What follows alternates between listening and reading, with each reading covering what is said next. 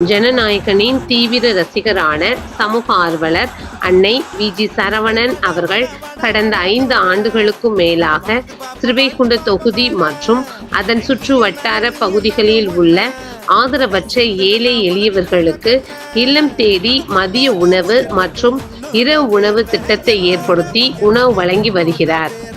இந்நிலையில் தமிழக வெற்றிக் கழகத்தின் ஐம்பெரும் கொள்கை தலைவர்களுள் ஒருவரான சமூக ஆர்வலர் அஞ்சலை அம்மாளை கொள்கை தலைவராக அறிவித்ததன் ஏற்பால் தமிழக வெற்றிக் கழகத்துடன் இணைந்து தமிழக வெற்றிக் கழக தலைவர் தளபதி திரு விஜய் அவர்களின் ஆசியுடன் கழக பொதுச் செயலாளர் அண்ணன் புசியன் ஆனந்த் அவர்களின் வழிகாட்டுதலின் படியும் 14/1/2026 அன்று 1310வது நாளாக ஏரல், உண்டியலூர், ஸ்ரீவைகுண்டம், கோட்டைக்காடு, சிறுதொண்டநல்லூர் மற்றும் கீழமங்கலக்குறிச்சி அதன் சுற்று வட்டார பகுதிகளில் உள்ள 161 ஆதரவற்ற ஏழை எளியவர்களுக்கு தமிழக வெற்றிக் கழகம் தூத்துக்குடி மேற்கு மாவட்டம் ஜனநாயகனின் தீவிர ரசிகரான சமூக ஆர்வலர் அன்னை வி.ஜி. சரவணன் அவர்களின் சார்பில் மதிய உணவாக முட்டையுடன் கூடிய மொச்சை காரக்குழம்பு சாப்பாடு